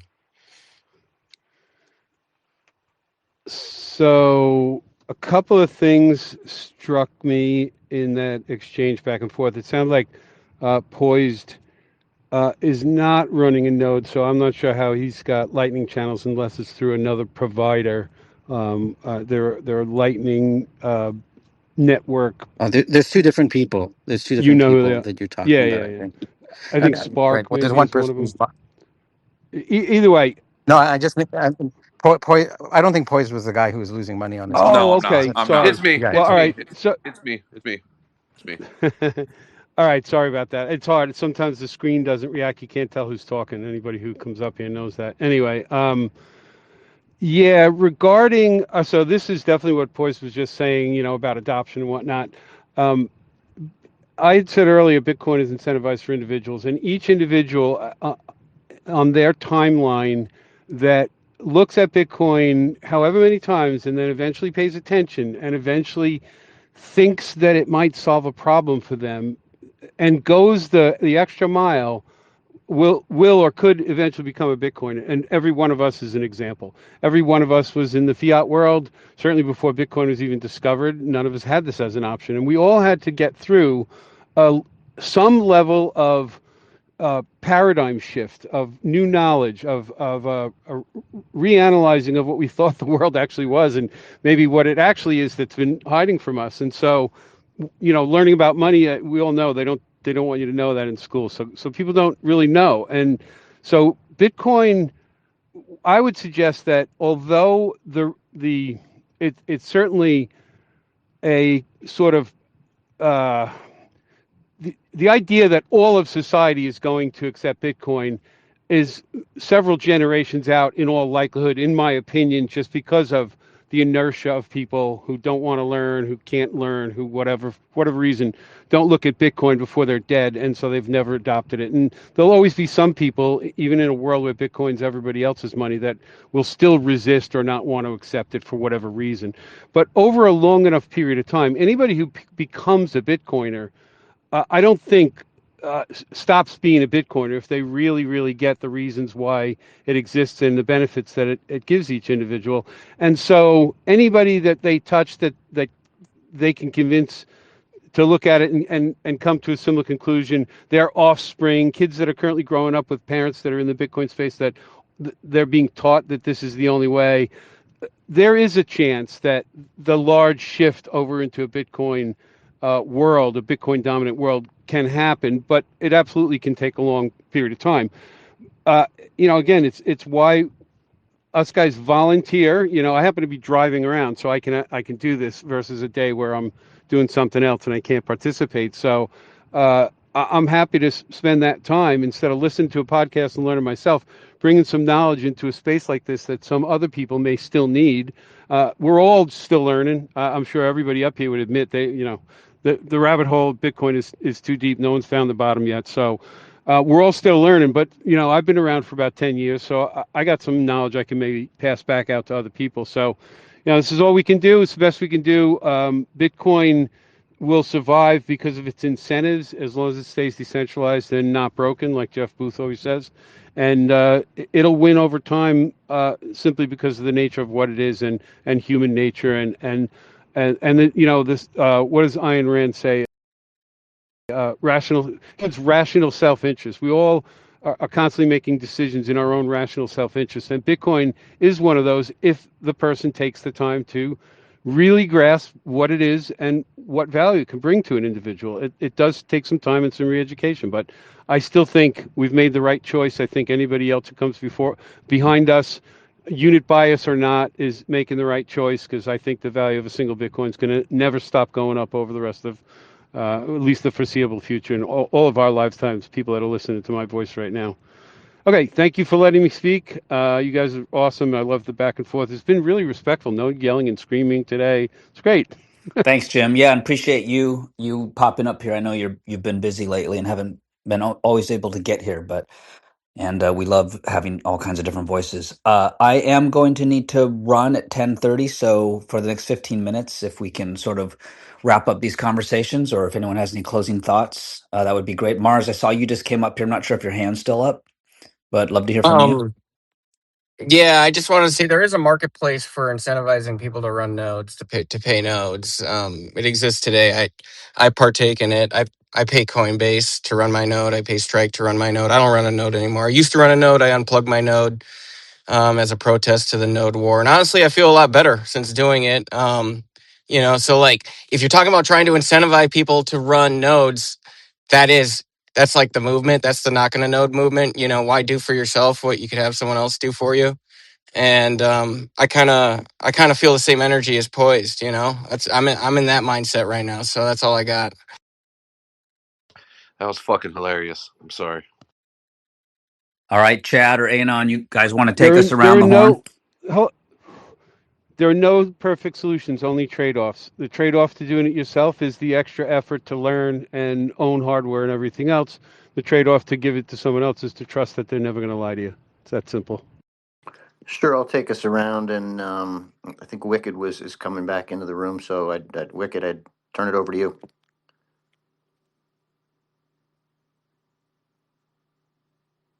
Wicked, we're going around the horn to say to close her out. Any closing thoughts? Okay, I think we've got connection issues there. Let's see. How about Crypto Profit? Any closing words here? Oh for 2. We're striking out. I know. Let's go to Kilowatt. Yeah, I appreciate you guys letting me come in and not know what I'm talking about and learn more about what I'm talking about. That's always cool. I always come in here trying to learn as much as possible.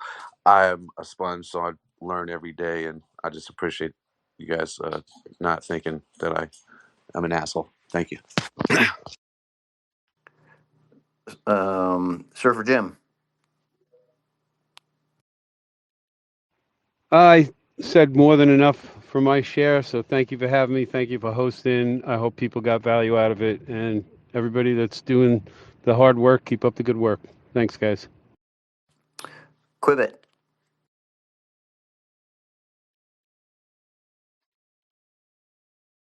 Wow. Poised. Thank you. And just to kind of close out my thoughts, and thank you for having me. It's been a really awesome space. My first thought on the whole node, just to close out the nodes conversation, is like, my best benefit to the network will not be running a node, right? I've onboarded over 1,000 people to Bitcoin over the last, 10, 12 years. That'll be my best benefit to the network, right? And trusting people like you. I don't think there's anything wrong with that, right? As it relates to the steps of self custody, I'm willing to have people go to step 5. You're talking about steps 8, 9 out of 10. That's my first thought. And I think it's incredible. What you're talking about up here is incredible. As many people as we can should run nodes. My second thought is this: it's as we've had sovereign stores of value for thousands of years, right? When it comes to gold, gold has held its value. It's been able to buy one ounce of gold has been able to buy one fancy outfit for 3,500 years, right? So sovereign stores of value existed far before Bitcoin, right? And I think as we move into this more technological world, people will look more to Bitcoin as a store of value, right? Because they want to do things on their phone. I think self custody will become more prevalent as it relates to digital assets. So overall, thank you so much, Tomer. That was incredible, and yeah, it's a great space. And I think as we go along, the younger generations will want to do things electronically, right? They won't want to store their value in gold. They'll want to hold it digitally. So that's kind of my thesis. And yeah, thank you so much for what you guys are saying. You guys are awesome. Have a good one, everyone.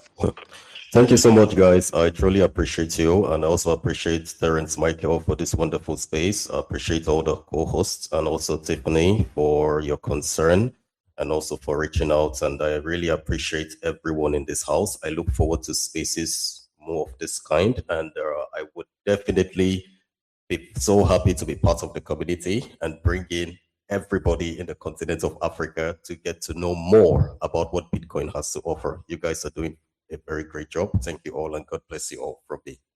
Yeah, Crypto, before I turn it over to Tomer, I just want to echo, whatever you can do or whatever we can do to help uh, people in Africa as far as knowledge goes, please. This is really a great space, and we just don't have enough from your confidence or from your continent. So it's great to have you here. Tomer. Yeah, thank you. I would work Yeah. with Tiffany, and yeah, we'll see what we can do to bring in the African continent into this space. I'm so happy and excited. Thank you all. I don't know if the whole continent's going to fit, but I guess we try. So We Tomer, can then try. Dom, but I want to close out with Tiffany as our final goodbye. All right. Yeah, thanks for calling on me because I've got to drop. Yeah, it was a good conversation. I'm glad that someone grabbed the steering wheel. I don't know if it was me and made it about Bitcoin's fundamentals and not about all these exchange traded products that have nothing to do directly with Bitcoin. And I think I hope it was a valuable conversation for more than just the people who participated in it on stage. Surfer Jim quoted Ayn Rand, and it reminded me because I said something vaguely similar earlier on in Atlas Shrugged. There's an oath. Plug your ears if you haven't read it yet and plan to. It's not a big spoiler, but there's an oath that some of the characters take, and they say, "I swear by my life and my love of it that I will never live my life for the sake of another man, nor ask another man to live his life for the sake of mine," or something like that. I'm going from memory. I'm not reading it. And Bitcoin really embodies that, right? You can live life for your own sake, and there's nothing immoral about living life for your own sake, especially when you're not asking other people to sacrifice their lives for the sake of yours. And that's what Bitcoin really embodies, and that's why I'm drawn to it. And that's the greatest power that it gives you, to live your life for your own sake, according to your own choices. And so exercise that power and experience freedom. Thanks, Tomer. By the way, this is why I like opening these shows with just what the daily news is, and a lot of it is just noise and FUD. But talking about the Illinois state tax on Bitcoin, I think has helped sort of steer this whole conversation up, into the fundamentals, because we realize that we can protest and opt out of all of that. Anyways, thanks again, Tomer. Hey, Ter- Terrence, I just want to shill Tomer's Sunday morning space where he has a Bitcoin philosophy Sunday. I think I want to say 8:30 Eastern time for anybody who's interested. He brings up a lot of great topics, so it's worth tuning in. Yeah, that space is amazing. I've never once been able to listen to it live because it's like 5:30 over here on the West Coast, but it is fantastic. So, with our final speaker to shut down the space tonight, Tiffany, it's so good to have you back stateside. Can't wait to hear all about Prague. But do you mind taking us through tonight's show that we're doing at 7 p.m.? It's, the back channel interest in this is fantastic. And I think, what's the thumbs down there for, Dom Bay? I mean, I thought I was going to get a little something in. I had huge kind of like info on some of Terrence's videos and stuff, but I can save it. No, I thought you Yeah, were done Chad, when you you were talking skipping about. Dom? Yeah, What yeah, the Dom. heck? I'm sorry. I thought you were just giving shout out to Tomer, and then you were done. I'm sorry. I didn't mean to cut you off. No, it's all good. I have nothing really. All I was going to say is after careful analysis, having never met Terrence in person, I've concluded that his videos and educational stuff, he is an agentic chatbot or like he's an AI. So I'm trying to figure out if anyone has talked to him in real life. Very good videos, but a chatbot nonetheless. So I think we really have to consider, where the info is coming from. Thank you, Dominic Bay.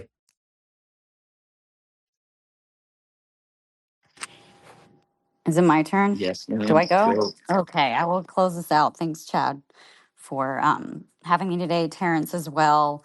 Nice to connect with everybody here. I'm excited for tonight's space. Yes, I'm not going to take I'm no credit for this because my sister's been working her tail off on it, and I've been, flaunting around Europe. So I'm excited to hear what Chad, you and Natalie have been putting together, and I will be present, ready to engage. The talk tonight is from many other brilliant minds in Bitcoin on teaching education to the next generation. And I think that's a pretty important space for anybody who has a family, and we all do. So maybe chime in tonight. I will close out with like I guess some thoughts from earlier, like don't be a bystander, guys, keep stacking. And from my own personal travel recently, even more so outside of Bitcoin, just be like a good person. I think travel is some of the best education that we can have. If you see somebody lost in the subway or in the airport, maybe help them out. If someone's crying on the street, maybe check in on them. If someone has like a different perspective than you, like maybe take some time to think and listen to what they're saying before you actually respond. Yeah, just thanks for having me, and I'll see you guys tonight, 4 p.m. West Coast, 7 p.m. Eastern, and I'm excited for that. Since Bitcoin education is tough and takes time, what you guys may not know is that Dom Bay has been developing a better orange pill. And he calls it the orange suppository. And you just take it and you shove it up where the sun don't shine, and then that's it. And in 5 seconds, they've been orange pilled. That's what I said. And with that, lead into Anon. Yeah, I think today was an awesome space. I love talking about Lightning because I'm learning a lot about it. Interesting to see what happens with Kevin Warsh's first press conference here, FOMC meeting, and how the market will react to that. We'll see if Dark's thesis has been correct over the past few months, but I think they're going to hold steady. And with that, have a great one, everyone. Hey, with a show of hands, who thinks we're going to get a good afternoon? Hands up. Or claps or something. I don't know. Forget it. I think we will. Dom, read the room. What did you just do? Unbelievable. Good afternoon. Good afternoon, all. Chad, did you have any closing? Or that was it. Okay.